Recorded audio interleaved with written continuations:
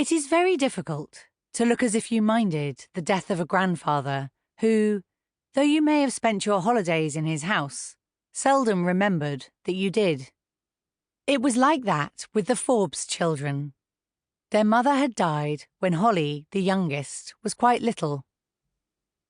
Before the Second World War, they had lived in Guernsey with their father. As soon as war was declared, their father, who had retired from the Navy to have time to bring the children up properly, rejoined the Navy, and the children were sent to England and given to their grandfather to look after. Grandfather was a clergyman. He was vicar of a village called Martins.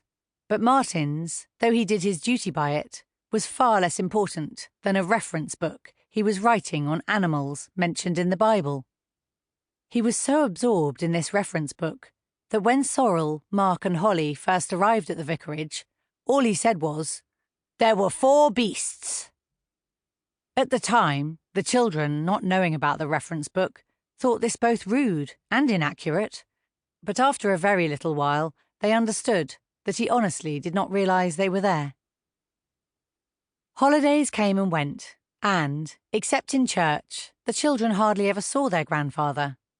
Sometimes they saw him on his bicycle going to visit somebody in the village, but mostly he was shut in his study. He even ate his meals there.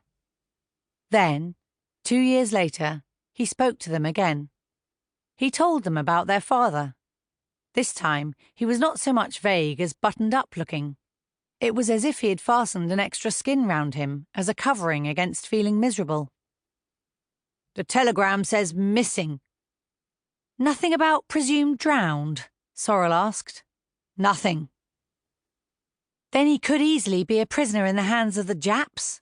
she persisted. Grandfather looked at her. "Quite possibly," he said, and shut his study door. Sorrel was just going to be 11 at that time. Mark was 9.5, and Holly 8.25. The telegram talk had taken place in the hall. Mark swung on the banisters. "I bet he's a prisoner." "If he's a prisoner, or—" Sorrel broke off. She did not believe her father was drowned, so she was not going to say the word. "Who do we belong to? Grandfather?" Holly smelt something good cooking. "Let's ask Hannah." Hannah was what made holidays with grandfather bearable.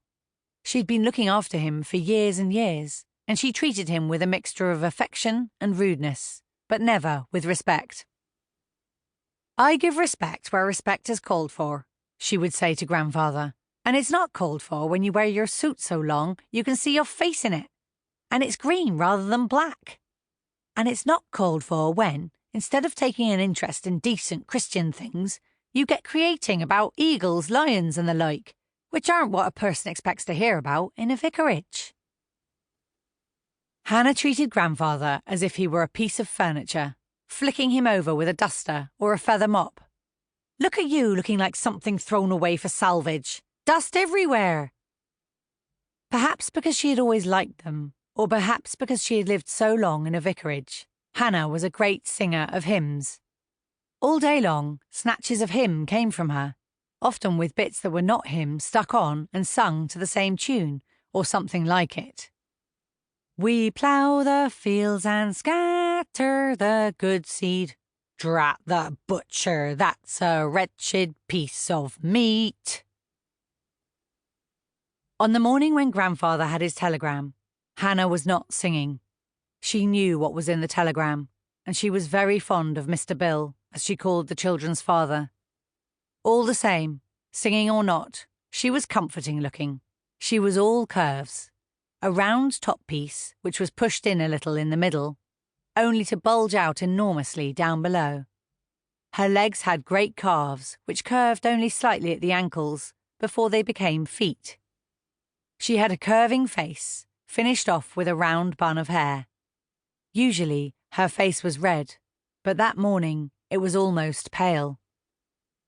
Sorrel looked at her, and quite suddenly she began to cry, and when she cried, the other 2 did too.